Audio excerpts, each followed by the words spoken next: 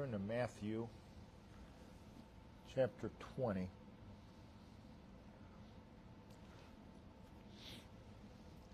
Verses 1 through 16. We're not going to read it to save time. But we have what is known as the parable of the laborers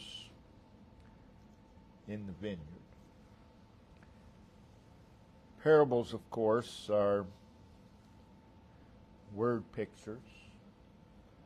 It's the use of an image or story for the purpose of illustrating a certain truth, a certain lesson. So when we read the parables, it's of the utmost importance to realize the main point of the parable. The parables have many applications, but every parable has a main point. That's the purpose of a parable. There is a main point. And if you miss the main point, you miss the parable. And that is very common when people study the parables. Again, every parable has a main point. There may be several points, but there is a main point, a truth that is being illustrated in every parable.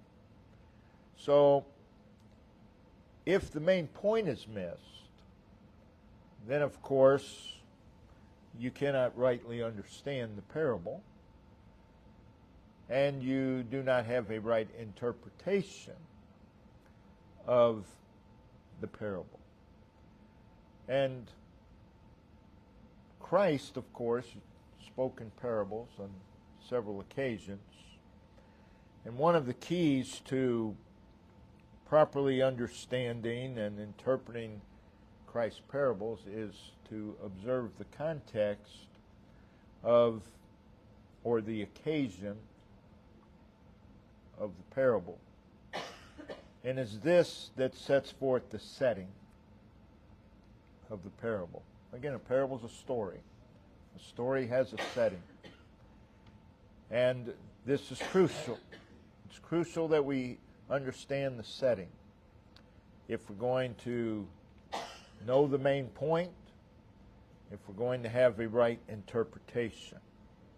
So we have the parable here in Matthew 20, verses 1 through 16. Now, if you just read the parable, you probably are not going to get the main point.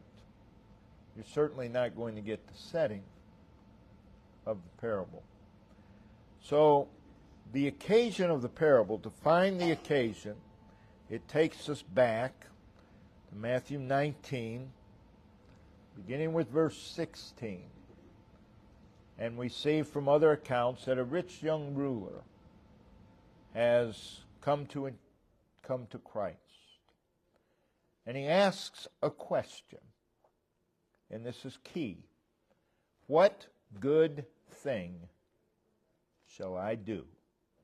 What good thing shall I do that I may have eternal life? So notice, what shall I do that I may have? What shall I do that I may have? That is the mindset of this ruler. So he believes in a works-based righteousness. Now, that doesn't just mean salvation by works. Certainly that's included. But a works-based righteousness, I do this, then God will do this for me. What shall I do that I may have? So he believes in a works-based righteousness. He believes in a rewards system. In other words, he believed that he could earn, he could merit God's favor. again, all of this is leading into the parable. And it's all a part of the setting of the parable. The Lord, in His conversation with this man, verses 17 through 21, He confronts him with his condition. He says, there's none good. There's none good. And He also mentions the holiness of God, but one, that is God. There's none good. You want to know what you can do to have something from God. Well, there's none good, but one, that is God. So He confronts him with his condition, and He speaks of the nature of God, or the holiness of God. This again is leading into the parable, becomes the setting of the parable. Also in verse 17, Christ confronts this man with his responsibility to keep all His commandments. He said, keep the commandments. And something very important is this man's response. Verse 18. Which? What an important word in this entire thing. It reveals much about this man's character. Keep the commandments. Which? So, he was selective in his mindset. It reveals that he has a very shallow view of God. It also reveals that he has a very shallow view of the law of God. You need to keep all that in mind. It's all leading into the parable. It's part of the setting of the parable. Christ in verse 18 and 19 reiterates the commandments. He repeats the command. He states the commandments. And the man replies, verse 20, all these have I kept from my youth up. What lack I yet? He has a very skewed idea of himself. He has an exalted opinion of himself. And again, all of this is leading into the parable and is a part of the setting of the parable. In verses 21 and 22, Christ confronts him with his own sin. Jesus said unto them, if thou wilt be perfect, that's what he's claiming he was, by the way, go and sell what thou hast, and give to the poor. He's saying this, he's revealing a particular sin in the man's life. And thou shalt have treasure in heaven. And come and follow me. But when the young man heard that saying, he went away sorrowful, because he was not willing to sell what he had. And he certainly wasn't willing to give unto others. So he went away sorrowful, for he had great possessions. So what Christ does here is he confronts this man by saying, you have failed. You say you have kept these commandments from your youth up. You've failed. You've come short. You're guilty. Man falls short. And again, this is part of the setting of the parable.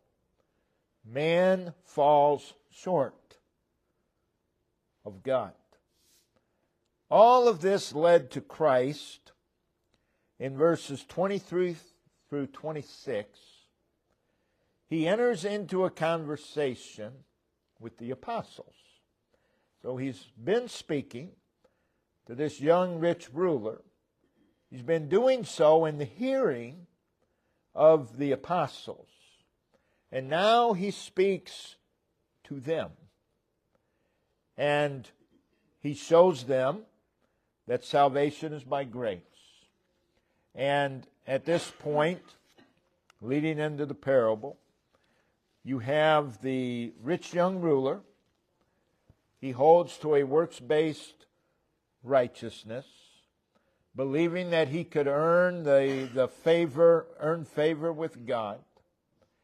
And we have Christ's teaching that his favor comes only by grace. That's the only way. Man cannot earn God's favor. Peter, who's been watching all of this and hearing this, speaks, as he often does, on behalf of the apostles to Christ. Notice verse 27. Then answered Peter and said unto him, Behold, we have forsaken all, and followed thee. And then notice, what shall we have, therefore? You see, Peter manifests the very same attitude of the rich young ruler. We have.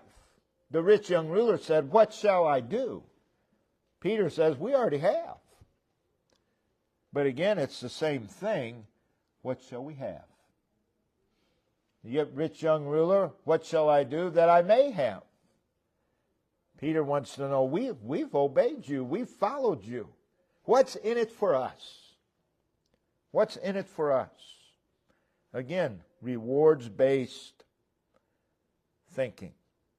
So Peter's thinking to himself, we have done this. We've followed Christ. What are we going to get? He thought they'd earned something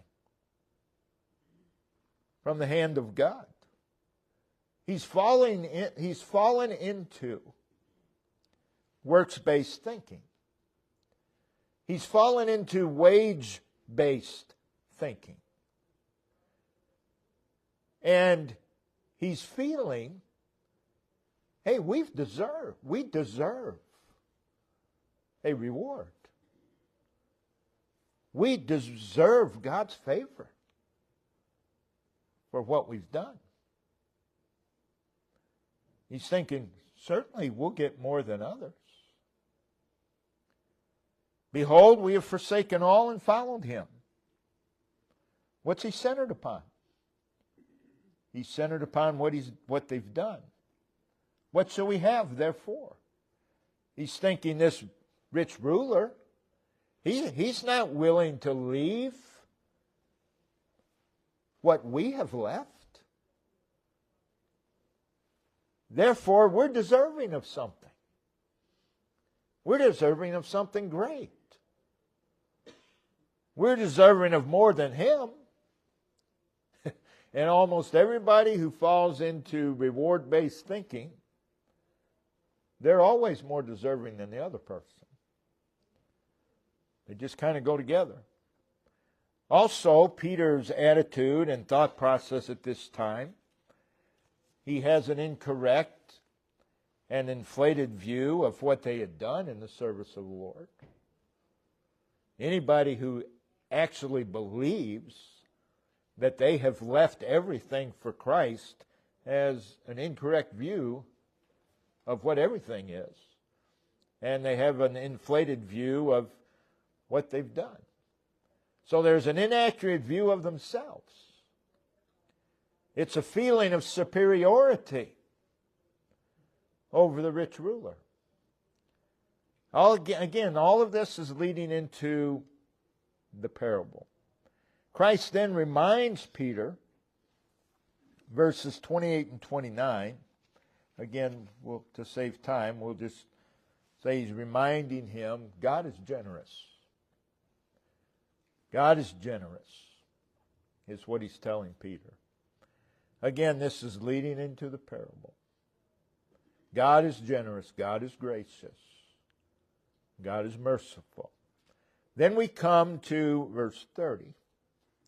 But many that are first shall be last, and the last shall be first.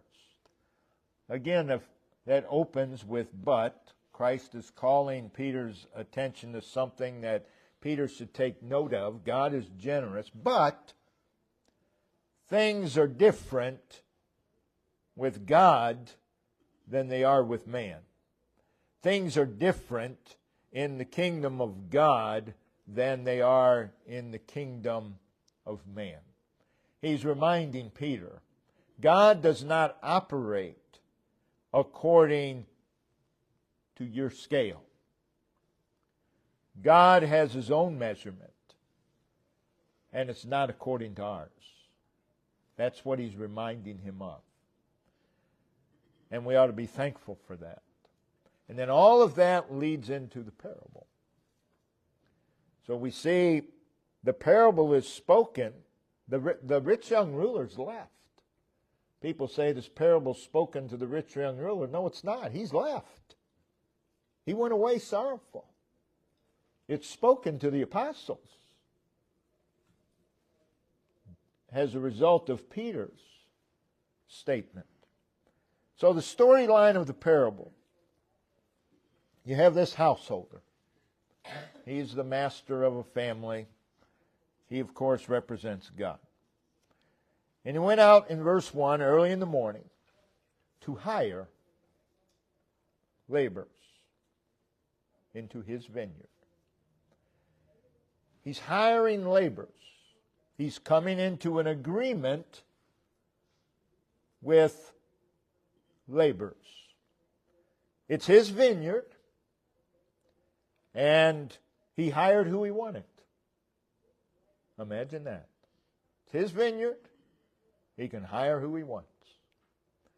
He hired some at the very beginning of the day. It says 6 a.m. Basically, he enters into contract with them. Verse 2, for a penny a day. He goes out again. Verses 3 and 4, about the third hour, which is 9 o'clock in the morning. And he hires some more. He then went out again, verse 5, about the 6th hour, which is noon. And then again at the 9th hour, which is 3 o'clock p.m. And it says he did likewise. That is, as he had done in the previous verses. He hired these laborers. He agrees to an amount of money. And then about 1 hour before quitting time, he repeats the process in verses 6 and 7. And notice what he says to these that he hired in verse 7. They say unto him, because no man hath hired us, he saith unto them, go ye also into the vineyard, and whatsoever is right, whatsoever is fair, that shall you receive. So what's he saying? He's saying, you go and you work and you trust me to do what's right, is what he's saying. When you apply for a job, you agree to a wage. We'll pay you this much. That's fine. No one says, well, what are you going to pay? Well, we're not going to tell you. But we'll treat you right. Well, that takes some faith. And that's what God's telling them. God's not going to mistreat you. I will give you what's fair. You do the work and trust me. And that's how God's people ought to function. You do what God tells you to do, and you just trust Him. You just trust Him. You don't enter into an agreement with God. I'll do this and you do that. That's how most of God's people serve the Lord. That's why they get upset when life doesn't turn out like they wanted. Hey, I've served the Lord all these years and this is what happens? Well, you just revealed something pretty sad. We're to do what we're told to do and just believe that God will not mistreat us. God will give us what is right. So, in verse 5, the evening was come, about 6 o'clock. The workday is ended. It's now time for the workmen to receive their pay from the householder. They've agreed for a penny a day. The workmen are called, verse 8. Beginning with those who were hired last. Remember, the last shall be first. That's where he begins. Being done this way, you can picture all these people just kind of standing in line, getting ready to be paid. But doing it this way, those who were hired at the beginning of the day could see what transpired with the laborers who had done far less than them.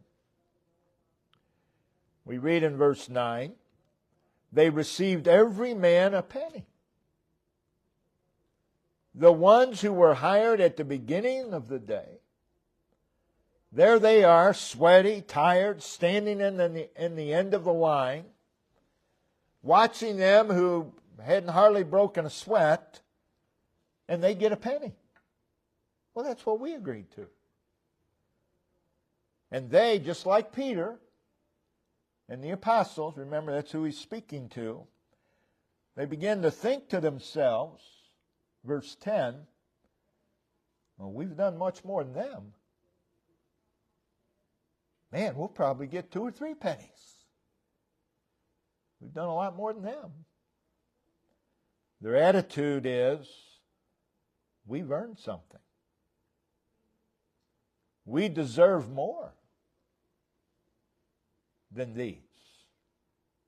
Again, the same attitude expressed by Peter in chapter 19, verse 27. Beware of such a thought process in the service of the Lord.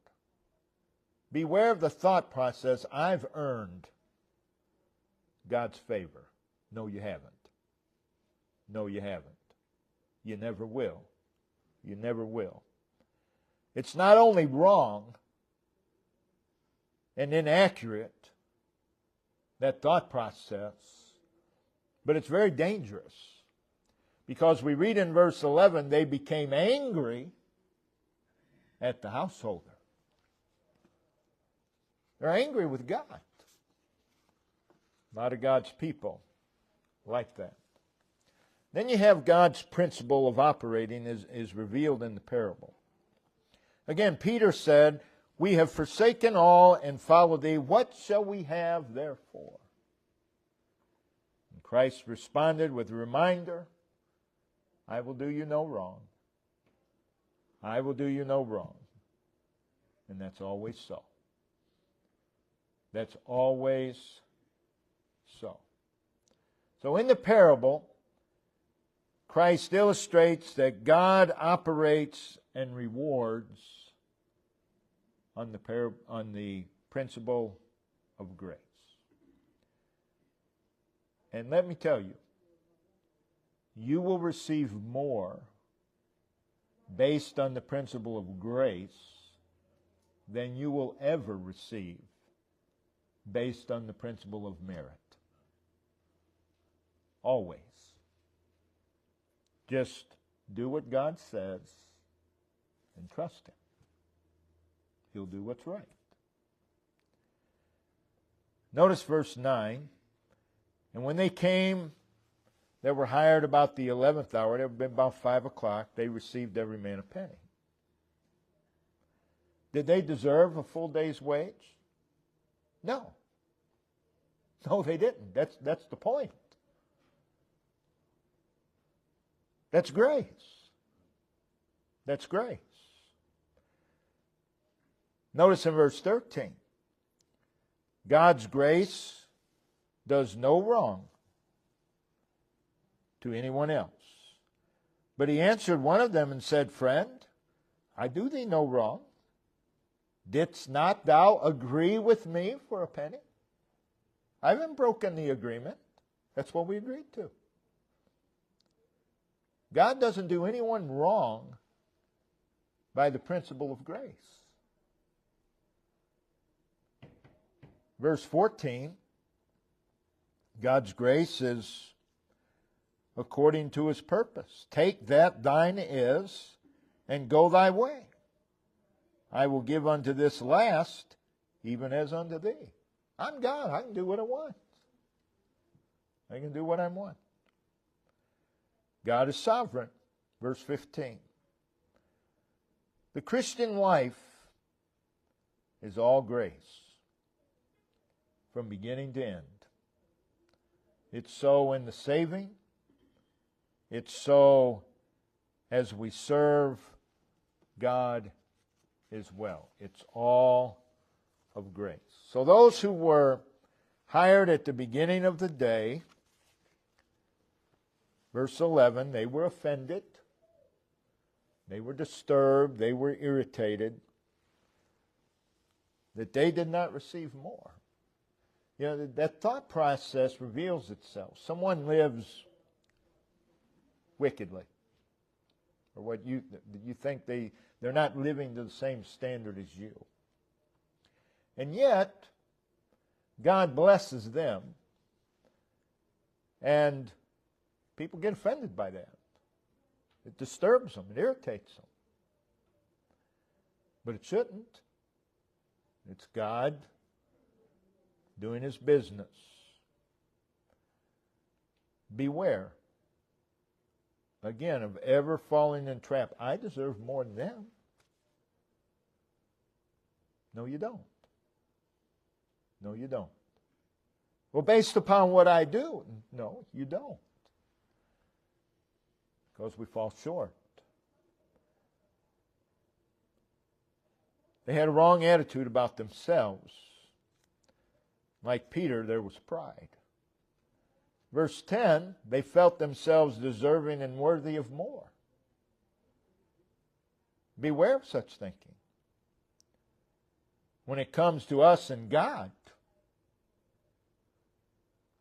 such a thought process is always wicked and wrong. Now, if you're on a job and someone is hired for an hour and they get the same pay as you, I can see you could be irritated by that, but we're not talking about that. We're talking about God. We're talking about God. God operates in the principle of grace. Prior to the parable, the rich young ruler was not willing to leave all and follow Christ. Peter, observing this, speaking for himself and the others, said, Behold, we've forsaken all. What shall we have? We're superior. We're deserving of more.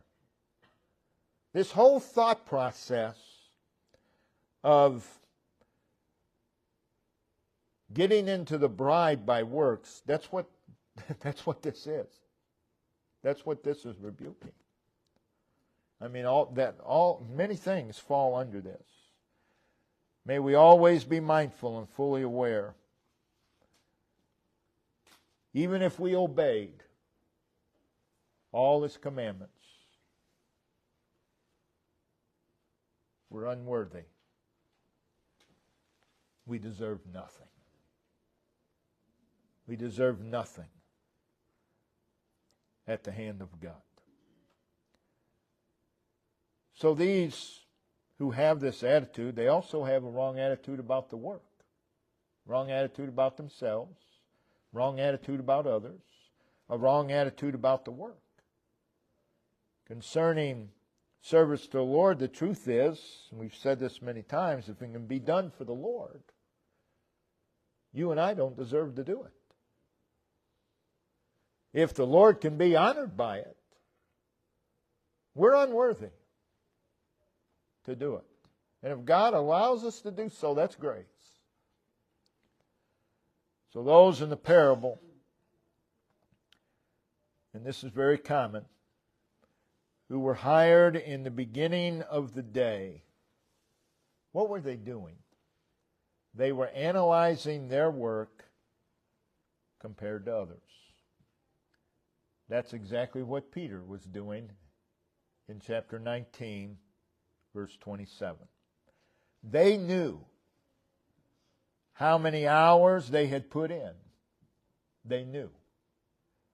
And they knew how many hours the other persons had put in. They knew everything they did. And they also kept an eye on what others did. They're always analyzing the work. Because there's something in it for them, they think. And people who are always analyzing the work usually do so incorrectly. Their measuring stick is far from accurate. Well, I've done that 50 times, and they did it only once, and he thanked them and never did thank me. That's exactly what this is talking about. That kind of attitude. That kind of attitude. They keep score. Those in the parable who were hired in the beginning of the day, they developed a contempt for the other workers. That explains a lot of the hateful attitudes amongst God's people toward others. There was also a certain amount of jealousy concerning those who received more. Well, why should they get more than me? That's God's business. Anytime we become reward-reminded, someone says, well, there are rewards. Yes, there are. And what do we do with them? We cast them all at His feet. Why? Because we're not deserving of any of them. So anytime we become reward-minded, we've forgotten the principles of grace. And that's always a very dangerous thing. So these who were hired at the beginning, they kept their eye on the clock. Kept their eye on the clock and working by the hour. Those who were hired at the end, God, the master of the house, said, I'll do what's right by you. What's their eye on? Their eye's not on the clock. Their eye's on Him. And that's how we're to serve God. It's not how much time you put in. That's not what we're to be focused upon. What we're to be focused upon is the Lord. The Lord. So there are many, preach a whole series on this parable. There are many valuable lessons to be learned from this parable. But it serves as an example, because if you just read the parable without reading what happened prior to the parable, you miss it all. You miss the whole thing. So context is so important. Let's look to the Lord. Heavenly Father, again,